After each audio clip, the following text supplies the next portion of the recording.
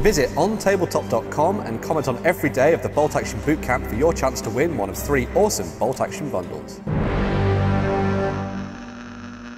Hello everybody, myself and James are back for more Scorpions of the Desert, and in this one, James, what is the grand finale of these 4? Okay, we're going to wrap up our quick little video series here with support weapons, tanks, and artillery. Okay, so in this video, we wanted to talk really quickly about how infantry units in World War II, especially the desert part of World War II, really access the big toys. Yeah. Okay, we're talking about those big boom assets to get them on their side, to help them achieve their objective on the battlefield. Yeah. So we talked earlier about mortars. Yes. You were talking about how effective mortars are on the tabletop. Again, one of the great things about some of these games that gets absolutely right. A lot of times historical guys like to say, well, that's wrong, that's wrong, that's wrong. I like to talk about what the games get right. German mortars caused more Allied casualties than any other weapon. Some sources say any other weapon combined. German mortars are absolutely savage when causing Allied casualties. If you can figure out how to use mortars, you're well on your way to a lot of victories on the tabletop. It's one of the odd facts that I discovered was the average helmet was not designed to stop a bullet. It was more for shrapnel from mortar and artillery fire. A bullet will go straight through almost any World War II helmet. It'll even go through most helmets today. But like a high-powered rifle bullet. Yeah. But yeah, debris, shrapnel, things like that. These are the things that the soldier has to worry about a lot more often, and the helmet can definitely help protect against that. Yeah, it was an odd one to actually find out about that the first time, because whenever I was a kid, I always imagined, oh, the helmet's to stop you getting shot in the head. No. Yep. Right. First image? Sure. Okay. So yeah, we're talking about mortars, especially German mortars. So the Germans have the 5-centimeter mortars that we've been talking about all day on the section level.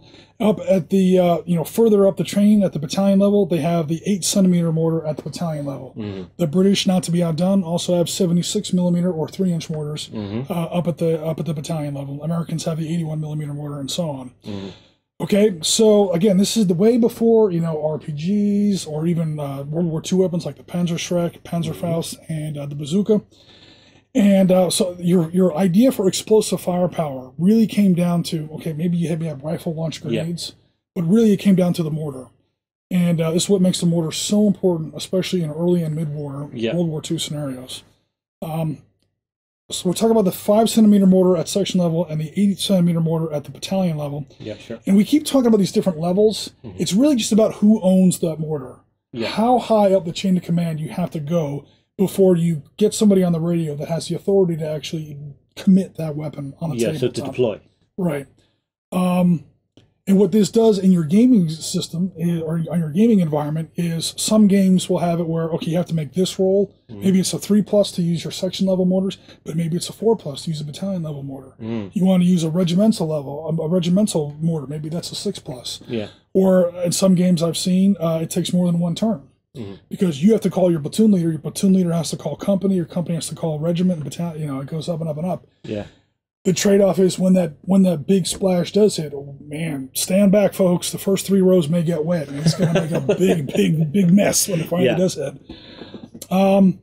So, we've been throwing around like these different levels and echelon levels of where these support assets are actually located. Just want to clear that up really quick. It might also make a big difference on the tabletop in point costs or scenario availability. If you sit down with your opponent and your opponent wants to play a section level game and you start bringing in, battalion level mortars, you might have a problem with that. So just, talk it out with your opponent ahead of time. It's actually an aspect of historical and just gaming in general I've not actually considered before is, depending on my force size, what would I realistically have access to? Right. I've seen games where sometimes I've been playing with very little like infantry and stuff, but I have a tiger with me. So it would be something along those lines, yeah? Yeah, there's all kinds of schools of thought, and there's no such thing as a right way or a wrong way to play your army or whatever. But people who sit down like at tournaments or whatever, and they draw up their army with a list, and they want points, and they want to get the best army that will work, and they want to access these support weapons that we're talking about. The best list that will work with the army that they have on the tabletop and win the most games. There's nothing wrong with that. Especially when you drill down as far down as bolt action goes. Section, platoon, maybe company level for a really big bolt action game. Battles that small, I mean, the historical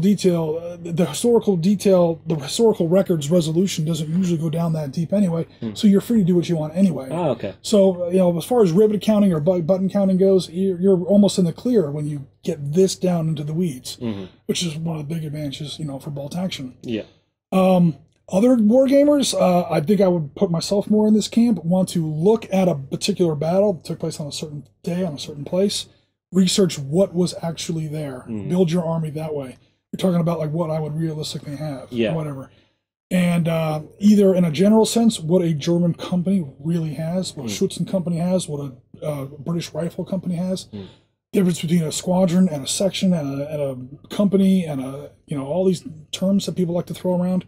We get really into that, maybe other players don't, and that's perfectly fine. Okay, now I see why your eyes are sort of twitching a little bit whenever you see John's force versus Charlie, because he's got those 2 Stugs in there. That's, he's historically accurate. There are 2 Stugs in the list. There were exactly 3 Stugs as far as myself and A27 Cromwell and Damon and some of the other big historical guys can put on there. We have historical records. We found the exact unit that they were attached to, so he's not cheating by any means, any stretch of the imagination. They were there. They're just a really rare beast. And again, we're not trying to get on anybody here when we make those comments. It's like we're looking at the video, we see a Stug there, and we see it with Afrika Korps markings, and we're like, wow, that looks weird. Why does that look weird? And then we start doing our research. We start flipping through books, and we're like, oh, that's okay. Yeah, that's 2/3 of the Stugs that were in Africa. Yeah, it's just interesting to us. Yeah, by all means. That's one thing I love about historical wargaming is you can drill into the background of something. If you go to a tournament and you see someone has a really interesting historical list, you can actually go away and find out the background, the story of that, and that's just something that's so cool about it. Oh yeah, I mean the internet has there are records upon records upon records. We've found some of my fondest memories about or my best moments so far as historical editor goes here at Beasts of War is when someone will come to me and they'll say, they'll talk about doing historical research on the internet, and they'll talk about we were moving house and I found this old box of my granddad's stuff, and he never liked to talk about this, he never liked to talk about his experiences. I have this shoulder flash, I have this medal, I have this document. Can you tell me something about what my grandfather might have done? Yeah.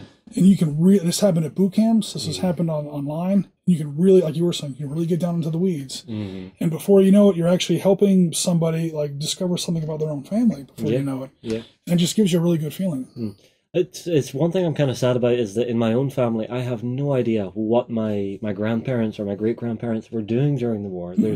I don't have that history in my family, and it's something I feel is a bit of a loss to me. Yeah, well, you dig around, and not everybody was intimately involved in the war. I mean, some people were just civilians. Yeah. Yep. And if your family might have skipped one, they were maybe in the one before that. Or, there's sooner or later, everybody's related to everybody. Yeah, I know. Well, it's Ireland, small population. There you go. That explains the 6 fingers and 6 toes. Oh, you only have 6? I thought I had 10. Okay. Well, per hand. There you go. So mortars are something you really want to dig down on. And again, it's whether or not you want to go at the section level or the battalion level as far as your 5 centimeter, your 2 inches and your 3 inches. Yeah. Roughly speaking. Okay. Next. Yep. So now we get into howitzers. Okay, so with howitzers, we have even bigger explosions. That's the good news. Here's the bad news. They're at least at the regimental level. This is way up a chain of command. This is commanded by a colonel at least. And they take a long time to get on target, and they take a long time for those rounds to actually land on your target. So we have the German 7.5 centimeter mortar, 10.5 centimeter mortar, and eventually you get the British 18 and 25 pounder, the full 25 pounder, 5.5 inch howitzer. These are the really big ones, and even 60 pounders. Oh, am I meant to continue going here, or just the first 2? That's perfectly fine. Okay. You eventually get up to 60 pounder mortars, which I'm sorry, not mortars, howitzers. You would 60 mortar. Here, have a small shot. In Tobruk, some really big artillery. These are the kind of guns that you make that radio call. I hope you pack a lunch. Yeah. Because you're going to be waiting a good 5 or 10 minutes, which is an eternity in combat. Yeah. For that shell to actually land. What we're looking at here is, frankly, a class of weapon I'm surprised we don't see on the gaming table more often, especially in bolt action. These are infantry guns. And some armies call them pack howitzers. And they call them pack howitzers because you were, at least in theory, supposed to be able to take them apart and load them up on the back of mules or horses. Yeah. Or in a pinch, and I say a pretty big pinch here, an infantry squad might be able to actually break this up into 10 or 12 pieces and carry this around. Again, you're really stretching it there, but definitely pack animals. Again, the Germans have a 7.5 centimeter version that we see here. There's also a 15 centimeter version, and so on.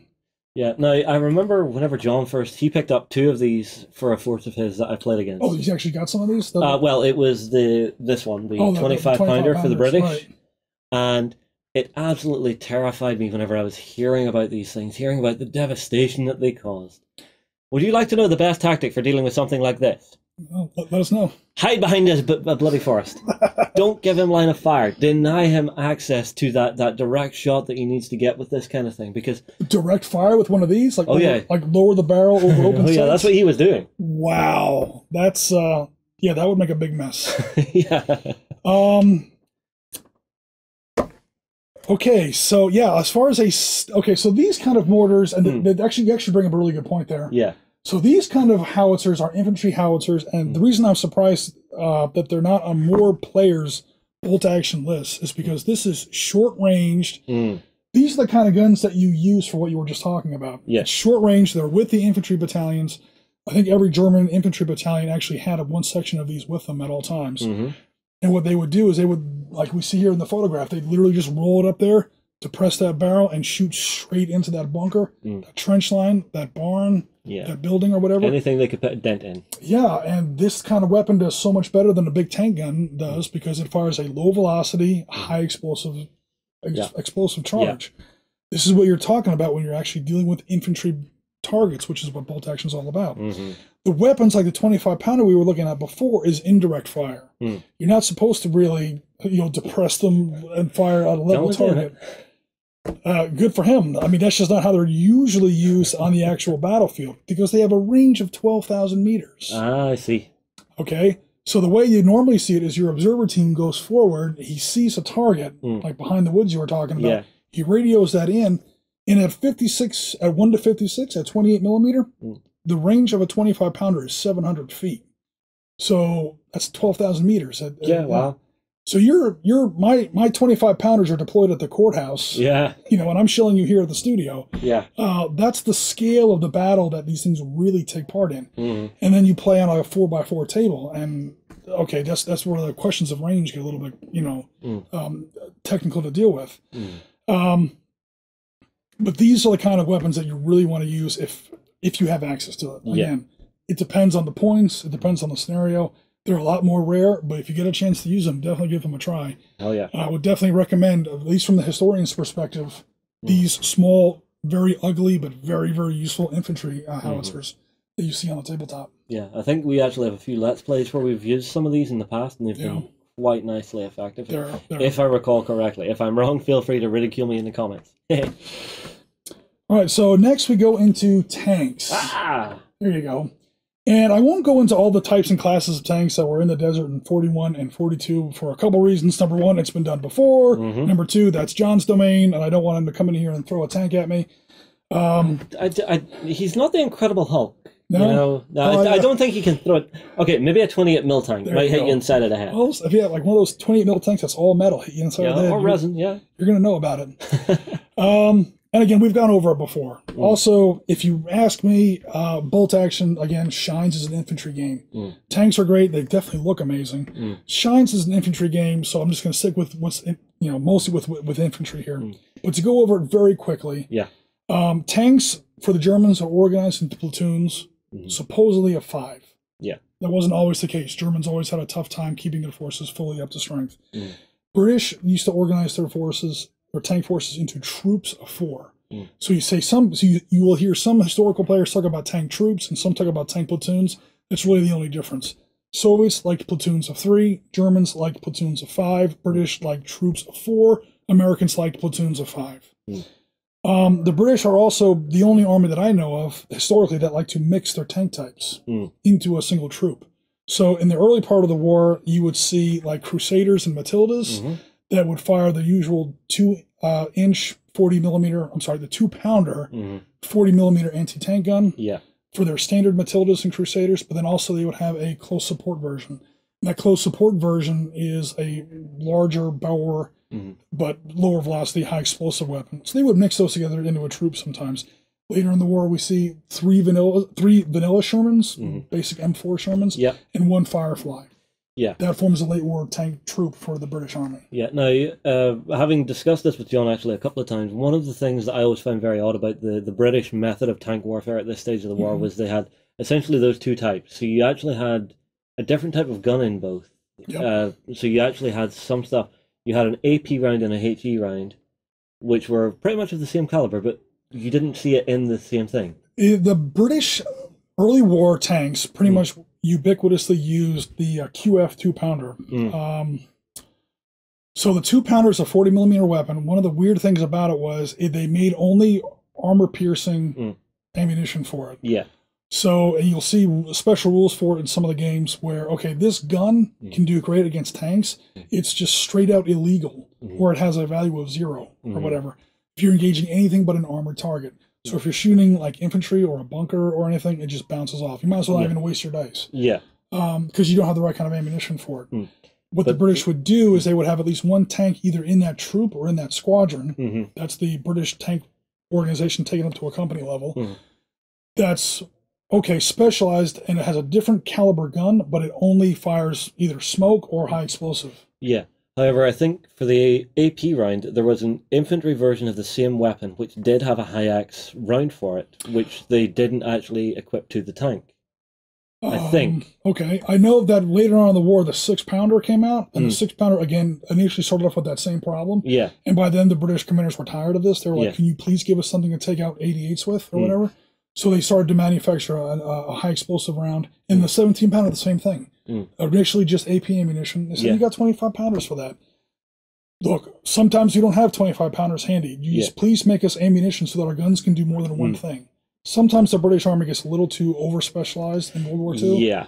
And their equipment and the support supplies that go with that equipment gets a little too over-specialized. Whereas the Germans, all their guns had both armor-piercing and HE. The Americans, the Soviets, the same thing. Whereas, okay, the American 76mm anti-tank gun that's in the Easy 8 isn't quite as good as a 17-pounder, but we have HE ammunition. We can attack German infantry, machine gun positions, howitzers, mortar pits. A Firefly that's running around with 17-pounder, and if he doesn't have any HE ammunition, he's got his machine guns. Yeah. But he's going to do better against tanks. So. Yeah. Although on the tabletop, having a tank with like 2 medium machine guns rolling around is nothing to ever turn your nose up. No, not at all. It's lovely to have sometimes. A lot of people, especially in good tank games, bolt action definitely included. Battle Group's another good example. Always forget about the machine guns. Yeah, it's something I always try and remember about. And Absolutely. I even sometimes point to put a 50 caliber on top of my tanks, just because it works. Yep. Is that for an American list, or you do that for a British list too? I think it was an American list I was running at the time. I think John said on one of these interviews one time, it's like, you know what's an American vehicle when you see a big American 50 cal on the roof? But they're so satisfying to shoot. Oh, yeah. I mean, just that big thing there's a reason we've been putting them on anything since 1919, whenever that weapon first came out. Yeah. 50 caliber on everything. That's how you know it's an American tank. So again, we got 3 or so platoons that get put together into a German company, and the British do the same thing with their troops. They put 2 or 3. They put 3 of those together into a squadron. And again, there's usually a commanding officer and an XO for the German executive officer, and then the British, the same basic thing, a CO and a second in command. Yeah. And then those both go up into battalions and so on. From there. All right, moving on. Yep. Well, so, you spoke of this tank tactics. We won't go too heavily into it here, again, because bolt action is, tanks usually engage at 600 meters plus in World War II, and on a 4-foot table and 28mm, that's just not very workable. But we will talk about some things that you do see specifically in the desert for tank combat and tactics. And this is what I'm talking about here. This is a really tough thing to do on your gaming table, but it's just an interesting point to make as far as how tank combat really works in the desert. And it's something that a lot of people talk about when they mention hold-down shielding. So hold-down shielding is when you make the best use of very, very limited terrain. What would a desert table, if you wanted to do an absolutely realistic, bolt action, or even Flames of War, any scale, Yeah. a miniature gaming table in the Western Desert, what would it actually look like? We're going to do it really fast. You get a 6-foot table, and it's perfectly flat. There's no trees, there's no rocks, there's no nothing, there's no hills, there's no nothing. And you pile up just enough sand so that you get this very, very gradual incline up to the top of a dune there. You see over there by where that German Mark IV is. Okay, that's your sand dune. That across a draw of maybe 500 feet or so, that maybe goes up 5 or 6 feet at the most. Okay, that's the only real terrain that you see in historical settings for Egypt and Libya. You see all these world-time photographs, and it looks perfectly flat. That's a slight illusion. If you actually were there on the ground and you had like surveying equipment or engineers equipment, you'd be able to see there are very, very slight undulations in the ground, and those are these hold down positions that you see. And a savvy tank commander is going to very, very quickly learn how to make the best use of those. Yeah. So what you do is you park your tank right behind one of those dunes, maybe back a little bit, 20 or 30 feet from where the actual crest of that dune is, and you depress your gun barrel. And you depress that gun barrel so it's just barely shooting over the top of that sand dune. And what that does, it might be a little bit hard to show on this image, but I wanted the image in scale to really get the point across, is that Sherman over there on the left. Okay, he's shooting at that Mark IV. He can't see 90% of that Mark IV. Yeah, he's maybe scoping the top of the turret. The top of the turret, maybe. Whereas that Mark IV has a complete unbroken view of that entire Sherman out there in the open. Yeah. That's what we call hold down shielding. And if you want to talk about tanks in the desert, this is Western Desert Libya. This is Egypt. This is the Arab-Israeli wars in the Sinai, 56, 67, 73, Gulf War I and 91. If you're in the desert and you're in tanks, you're talking about hold down shielding. Yeah. This is a big thing that you really want to, get into. Yeah. Okay, cool. Any more? That's pretty much it. Okay. Well, Jim, it has been a pleasure. Everybody, I tell you what, get your comments in below. Tell us what are your tactics for your support weapons and support units within the game of Bolt Action. Myself and Jim will move on, and we will see you again another time. Visit ontabletop.com and comment on every day of the Bolt Action Bootcamp for your chance to win one of 3 awesome Bolt Action bundles.